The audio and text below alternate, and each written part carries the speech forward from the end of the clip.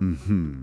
เปิดมาก็เข้มข้นเลยนะครับเรนนี้แน่นอนค่ะ สวัสดีเพื่อนๆผู้ฟังทุกคนนะคะ วันนี้เราจะมาเจาะลึกข้อมูลตลาดพลังงานโลกที่กำลังเดือดจัดเลย ใช่ครับ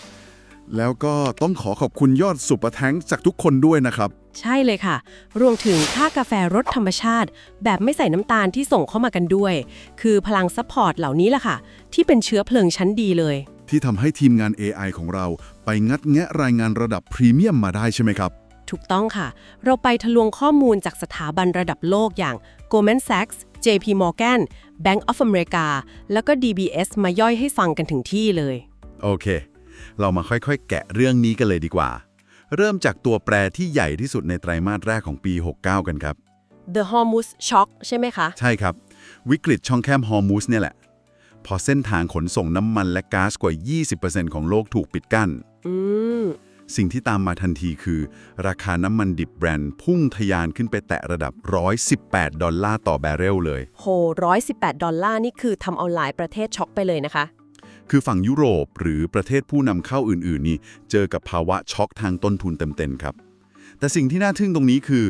รายงานจากหลายสถาบันชี้ตรงกันเลย ว่าประเทศจีนรับแรงกระแทกได้ดีกว่าเพื่อนใช่ไหมคะ ถูกต้องครับ จีนรับมือได้ดีกว่ามาก เพราะเขามีโครงสร้างคลังสำรองเชิงยุทธศาสตร์ตุนไว้ถึง 1.2 พันล้านแบเรล เป็นตัวซับแรงกระแทกชั้นดีเลย กลไกของเรื่องนี้มันมีความซับซ้อนที่น่าสนใจมากเลยนะคะ คือเวลาเกิดการปิดช่องแคบฮอร์มูสเนี่ย ครับผม มันไม่ได้แปลว่าน้องมันหายไปจากโลกทั้งหมดนะคะ แต่มันแปลว่าเส้นทางการเดินเรือต้องอ้อมไกลขึ้นเยอะมาก อ๋อพอต้องอ้อมไกลต้นทุนก็พุ่งปรี๊ดเลยสิครับ ใช่ค่ะ ต้นทุนค่าระวางเรือ VLCC หรือเรือบรรทุกน้ำมันขนาดใหญ่นี้พุ่งขึ้นหลายเท่าตัวเลย รวมไปถึงเบี้ยประกันภัยความเสี่ยงทางทะเลที่ทะลุเพดานไปด้วย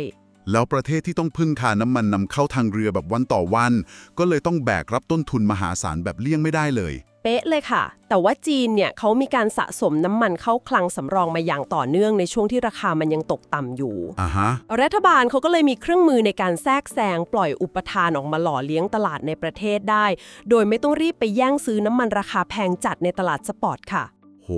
วางแผนมาดีมากครับ พอภาพรวมของประเทศเป็นแบบนั้น สถาบันการเงินก็เลยพุ่งเป้าไปที่ PetroChina ทันที ถึงกับตั้งฉายาให้ว่าเป็น Rock Fortress หรือปราการหินของพอร์ตการลงทุนเลยนะคะ ใช่ครับ แต่เดี๋ยวก่อน ตรงนี้ผมว่ามันมีจุดที่ขัดแย้งกันทางตรรกะอยู่นิดนึงนะครับ ขัดแย้งยังไงคะ คือปกติแล้ว ถ้าราคาน้ำมันดิบพุ่งไปถึง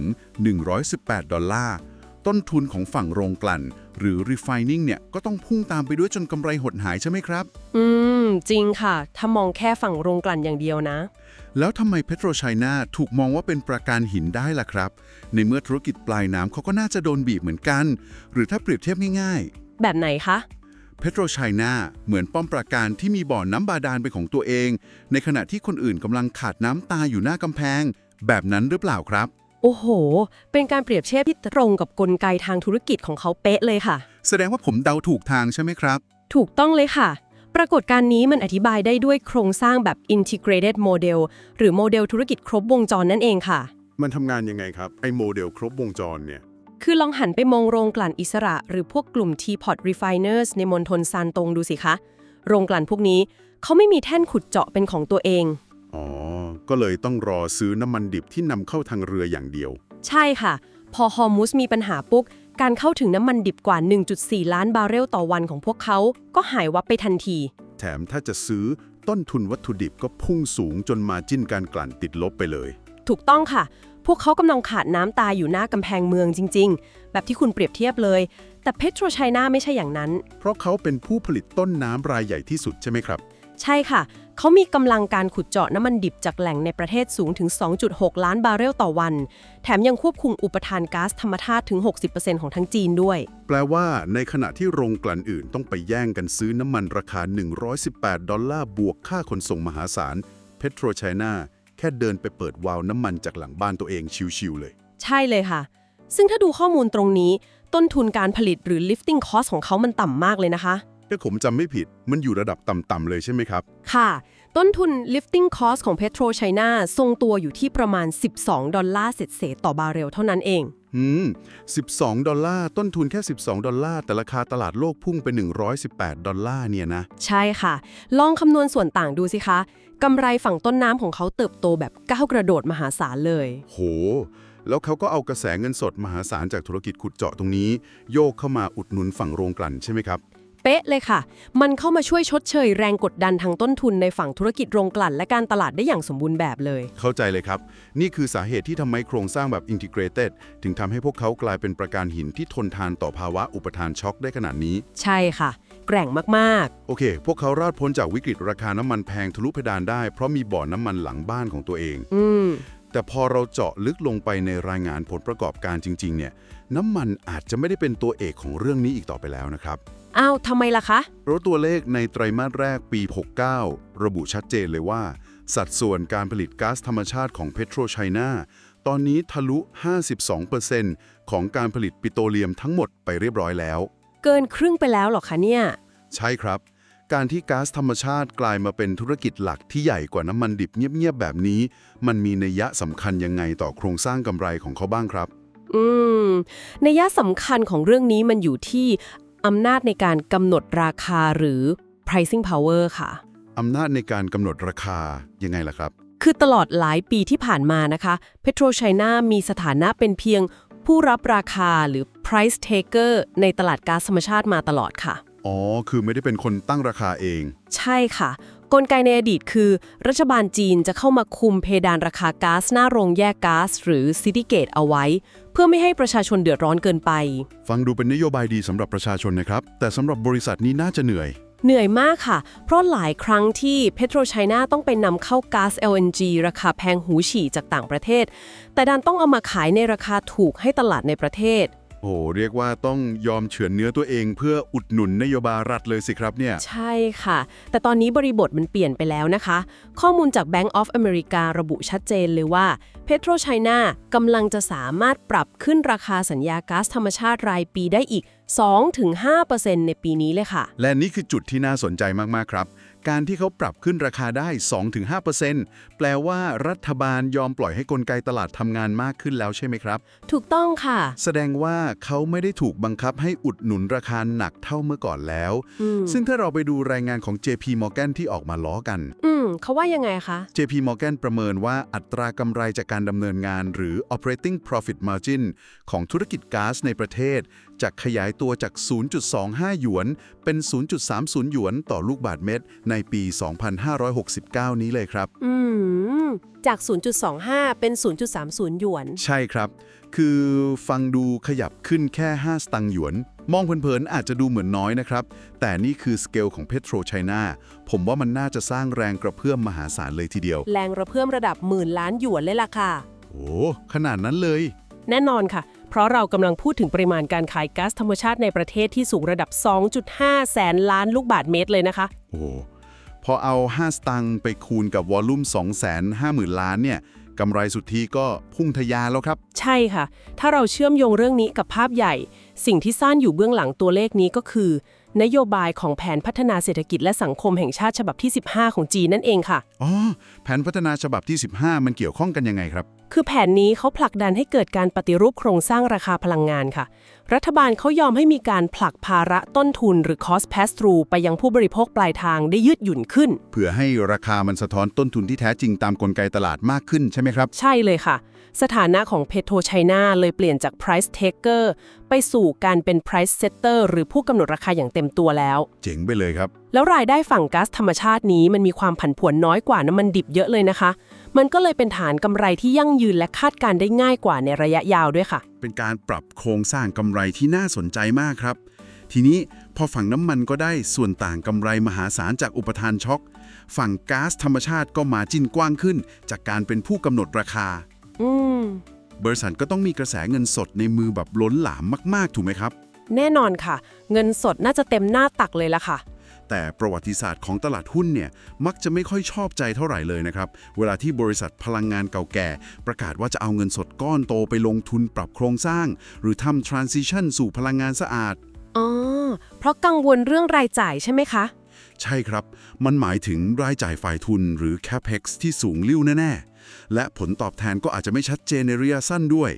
คำถามที่นักลงทุนอยากรู้คือ PetroChina เอาเงินสดก้อนโตนี้ไปทำอะไร และสถาบันเขามองยุทธศาสตร์นี้ยังไงครับ คืออย่างนี้ค่ะ รายงานระบุว่าพวกเขาเพิ่งปิดจบแผนพัฒนาเศรษฐกิจเอดฉบับที่ 14 ไปหมาด ครับ ๆซึ่งปิดฉาดด้วยผลประกอบการและเงินปันผลที่ทำสถิติสูงสุดเป็นประวัติการณ์เลยนะคะ โหทำสถิติสูงสุดด้วย ใช่ค่ะ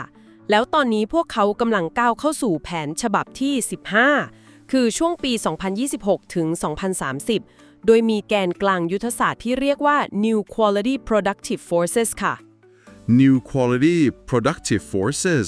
พลังการผลิตคุณภาพใหม่ มันคืออะไรครับเนี่ย ฟังดูยิ่งใหญ่มาก สิ่งที่เขากำลังทำมันไม่ใช่แค่การเอาเงินไปละลายกับโปรเจกต์รักโลกแบบผิวเผินเพื่อเอาหน้านะคะ ฮะ แต่มันคือการสร้างโครงสร้างพื้นฐานใหม่เชิงยุทธศาสตร์เลยค่ะ โปรเจกต์ที่จับต้องได้และชัดเจนมากๆ ก็คือการก่อสร้างโรงงานผลิตกรีนไฮโดรเจนขนาด 20,000 ตัน Green Hydrogen เลยเหรอครับ 20,000 ตันนี่สเกลระดับอุตสาหกรรมเลยนะ ใช่ค่ะ แล้วที่สำคัญคือ เขาเพิ่งชนะการประมูลโครงการท่อส่งก๊าซไฮโดรเจนความยาว 190 กิโลเมตรด้วยนะคะ โอ้โห ถ้าให้ผมเปรียบเทียบนะ มันเหมือนกับพวกเขาตั้งใจใช้กระแสเงินสดมหาศาลจากเครื่องยนต์สันดาปยุคเก่าในมือ มาเป็นทุนวิจัยและสร้างโครงสร้างพื้นฐานสำหรับมอเตอร์ไฟฟ้า หรือพลังงานสะอาดในยุคหน้าเลยนะครับ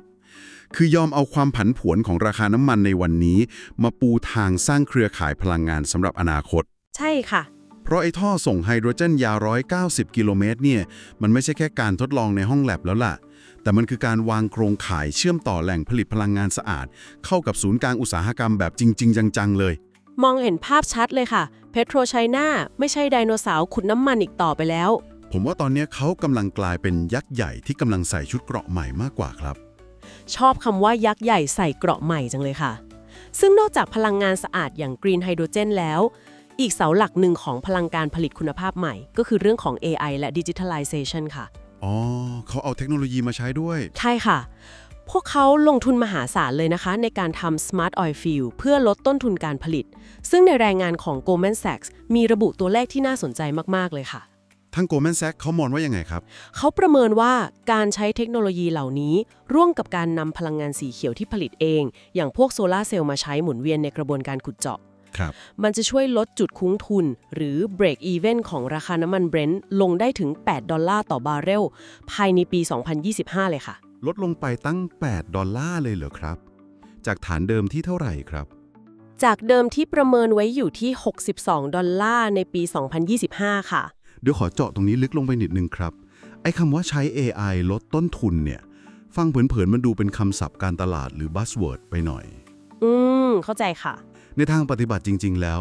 ซอฟต์แวร์ AI มันลงไปช่วยลดต้นทุนการขุดเจาะน้ำมันได้ยังไงตั้ง$8ต่อบาร์เรลครับ กระบวนการมันเป็นยังไง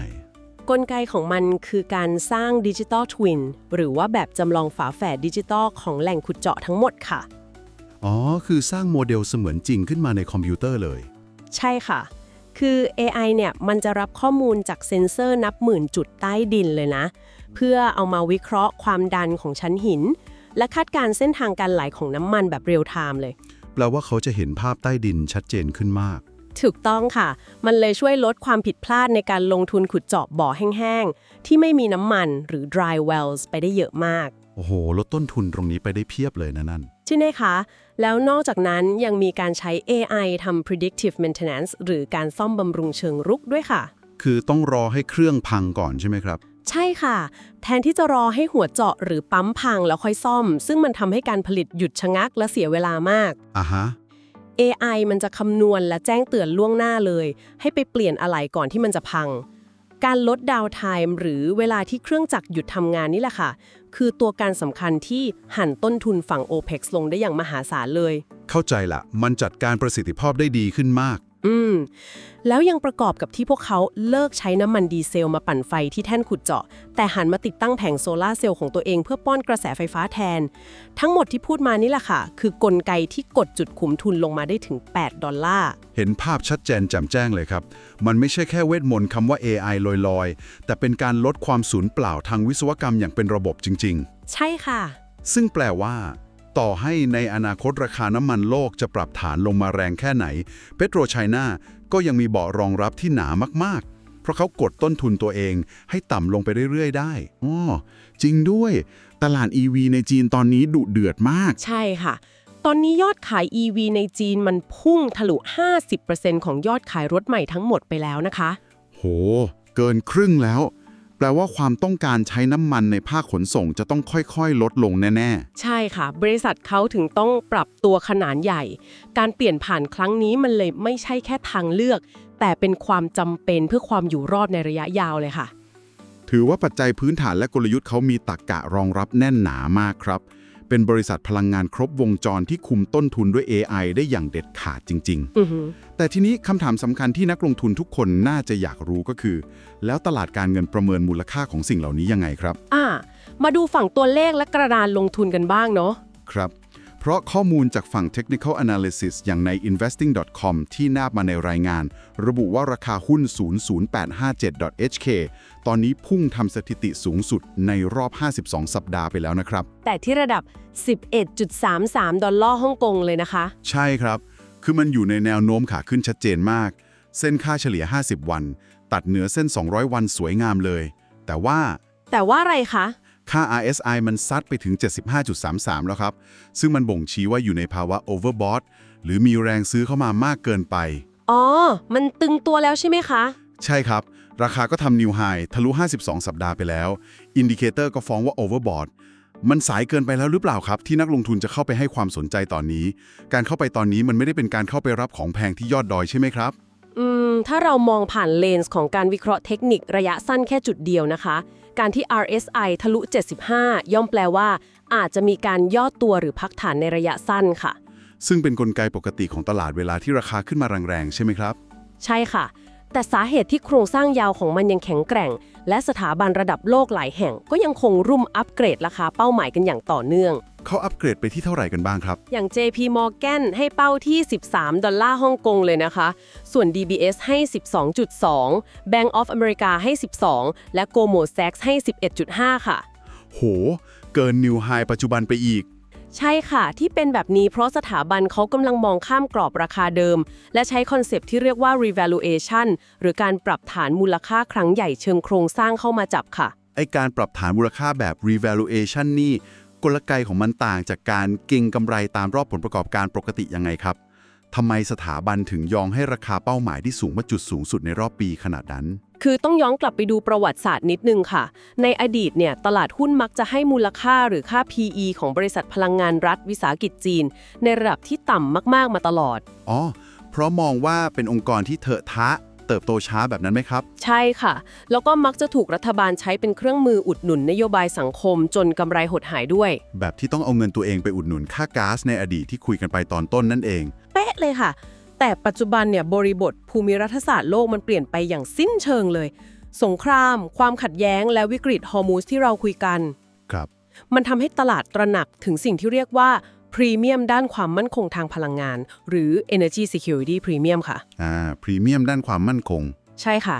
คือสถาบันเขามองว่าไอ้พรีเมียมตัวเนี้ยไม่ใช่แค่กระแสชั่วคราวนะ แต่มันคือโครงสร้างใหม่ของโลกเลย บริษัทที่มีคลังสำรองน้ำมันมหาศาล มีกำลังผลิตในประเทศควบคุมอุปทานก๊าซได้ แล้วก็ปรับตัวเป็น price setter ได้อย่าง PetroChina ครับ ตอนนี้เขาไม่ใช่แค่หุ้นน้ำมันธรรมดาอีกต่อไปแล้วค่ะ แต่คือโครงสร้างพื้นฐานด้านความมั่นคงระดับชาติเลย โอ้โห เข้าใจเลยครับ พอเป็นระดับความมั่นคงของชาติ ตลาดก็เลยยินดีที่จะจ่ายเงินแพงขึ้น เพื่อปรับฐาน PE ของบริษัทนี้ให้มันขยับเข้าใกล้ค่าเฉลี่ยของบริษัทพลังงานระดับโลกมากขึ้น มาโดยตลอดเลยใช่ไหมครับ ใช่ค่ะ แต่พอตลาดเริ่มรับรู้ถึงมูลค่าของความมั่นคง กรอบราคาที่เคยถูกมองว่าแพงไปแล้ว มันก็กลายเป็นมาตรฐานใหม่ไปเลย ใช่เลยค่ะ และที่สำคัญนะครับ ผมว่าการถือครองหุ้นตัวนี้ในช่วงที่ตลาดยังอยู่ในช่วงแกว่งตัวปรับฐานมูลค่า มันก็ยังมีอีกหนึ่งกลไกที่เป็นเกราะคุ้มกันชั้นดีเลย นั่นก็คือพลังของเงินปันผลหรือ dividend yield ใช่ไหมครับ โอ้โห ใช่ค่ะ และต้องบอกว่าเป็นกรอบป้องกันที่มีนัยสำคัญมากๆด้วยนะคะ ตัวเลขปันผลเขาอยู่ระดับไหนครับตอนนี้ ในสภาวะที่เศรษฐกิจและตลาดหุ้นโลกผันผวนรุนแรงแบบนี้นะคะ อัตราปันผลของ PetroChina เนี่ยยืนอยู่ในระดับสูงถึง 6-8% เลยทีเดียวค่ะ 6-8% เลยเหรอครับ นี่มันระดับ dividend king ชัด ใช่ค่ะ ทาง JP Morgan เองก็คาดการไว้ที่ 6.4% สำหรับปี 2026 ด้วยนะคะ ๆ ปันผลขนาดนี้ถือเป็นโล่ป้องกันชั้นดีเลยนะฮะ แน่นอนค่ะ ซึ่งไอ้กลไกการจ่ายปันผลระดับนี้ มันไม่ใช่แค่เรื่องของความใจปั้มของผู้บริหารนะคะ อ้าว แล้วมันมีอะไรซ่อนอยู่เบื้องหลังอีกครับเนี่ย มันเป็นผลมาจากนโยบายของภาครัฐจีนเลยค่ะ ที่เขาผลักดันแคมเปญ Value Assessment of SOEs การประเมินมูลค่ารัฐวิสาหกิจใช่ไหมครับ ใช่ค่ะ คือเขาบังคับให้รัฐวิสาหกิจต้องบริหารจัดการเงินทุนให้มีประสิทธิภาพสูงขึ้น แล้วก็ส่งมอบเงินสดกลับคืนสู่นักลงทุนให้มากขึ้นด้วย อ๋อ เข้าใจแล้วครับ การมีเงินปันผลระดับ 6% กว่าค้ำคออยู่แบบนี้ มันจึงเป็นเหมือนเบาะรองรับหรือ downside protection ชั้นดีเลย ถูกต้องค่ะ มันดึงดูดเม็ดเงินจากนักลงทุนสถาบันที่ต้องการกระแสเงินสดที่ปลอดภัยและสม่ำเสมอได้ดีมากๆ ช่วยลดความเสี่ยงจากความผันผวนของราคาหุ้นไปได้เยอะเลยค่ะ สรุปก็คือเรากำลังดูบริษัทที่ได้ประโยชน์เต็มพิกัดจากวิกฤตความขัดแย้งในตะวันออกกลาง ด้วยโมเดลธุรกิจต้นน้ำที่ทรงพลัง มีก๊าซธรรมชาติเป็นพระเอกใหม่ที่สามารถผลักภาระต้นทุนได้ มีการเอากระแสเงินสดไปลงทุนในโครงสร้างพื้นฐานไฮโดรเจน และใช้ AI กดต้นทุนให้อยู่หมัด ใช่ครับ แถมยังมีเงินปันผลระดับสูงเป็นเกราะคุ้มกันอีกชั้น เป็นการเจาะลึกที่เห็นภาพการเชื่อมโยงของเครื่องยนต์ทางเศรษฐกิจได้ครบถ้วนมากๆค่ะวันนี้ ซึ่งถ้าเราเอาชิ้นส่วนทั้งหมดที่เราคุยกันวันนี้มาประกอบกันนะครับ ดิฉันมีมุมมองทิ้งท้ายที่น่าเก็บไปจินตนาการต่อฝากทุกคนด้วยครับ น่าสนใจครับ ลองว่ามาเลยครับ คือลองจินตนาการดูนะครับว่าถ้า PetroChina สามารถใช้สถานะประกันหินในวันนี้ กอบโกยเงินสดและยืนหยัดได้อย่างแข็งแกร่ง ในยุคที่โลกขาดแคลนและวิกฤตหนักขนาดนี้ ในอีก 5 ปีข้างหน้า เมื่อเครือข่ายสถานีชาร์จ EV หลายพันแห่ง และโครงสร้างพื้นฐานไฮโดรเจนของเขาสร้างเสร็จสมบูรณ์แบบ ครับผม บริษัทนี้อาจจะไม่ได้เป็นแค่บริษัทน้ำมันแบบเดิมๆอีกต่อไปนะครับ แล้วเขาจะเป็นอะไรครับ เขาอาจจะกลายเป็นโครงข่ายผูกขาดด้านพลังงานและเทคโนโลยี ที่ซ่อนตัวอยู่ในคราบของธุรกิจดั้งเดิมหรือไม่ โอ้โห แล้วถ้าเป็นแบบนั้นจริงๆ มูลค่าที่แท้จริงของเครือข่ายระดับชาตินี้ มันอาจจะยังไม่ถูกสะท้อนลงไปในราคาเป้าหมาย 13 เหรียญของสถาบันด้วยซ้ำค่ะ เป็นบทสรุปและมุมมองที่ท้าทายความคิดมากๆครับ จากคนที่ถือกุญแจคลังน้ำมันในวันนี้ อาจจะลอกคราบกลายเป็นคนที่ถือสวิตช์พลังงาน และเทคโนโลยีทั้งระบบในวันข้างหน้า ใช่เลยค่ะ น่าติดตามมากๆค่ะ ใครที่ชอบการเจาะลึกถึงกลไกและแก่นของธุรกิจแบบนี้ ฝากกดติดตามหรือ subscribe ช่องของเราไว้ด้วยนะครับ ฝากด้วยนะคะทุกคน และขอขอบคุณผู้สนับสนุนยอด Super Thanks ทุกคนอีกครั้งครับ ที่ทำให้รายการของเราเป็นพื้นที่ปลอดภัยสำหรับการนำเสนอข้อมูลแบบ anti-fragile หรือ anti-fragile แบบนี้ ใช่ค่ะ ยิ่งตลาดโลกผันผวนและคาดเดายาก ข้อมูลของเรายิ่งต้องคมกริบและเจาะลึกมากขึ้นค่ะ ถูกต้องที่สุดครับ แล้วพบกันใหม่ในการเจาะลึกแหล่งข้อมูลครั้งหน้านะครับ วันนี้ลาไปก่อน สวัสดีครับ สวัสดีค่ะ YO Insight AI Brief พร้อมแล้วแผนเกษียณที่ยั่งยืนจัดให้เลยไม่ต้องรอ หุ้นไทยปันผลสูงราคาถูกช้อน DCA เข้าไปเกษียณยั่งยืนไปด้วยกัน ทันหุ้นไปพร้อมกัน กดติดตามกดซับไว้เลยเพื่อน แล้วเราจะมั่งคั่งไปด้วยกัน Insight A Brief ช่องนี้มีคำตอบเกษียณ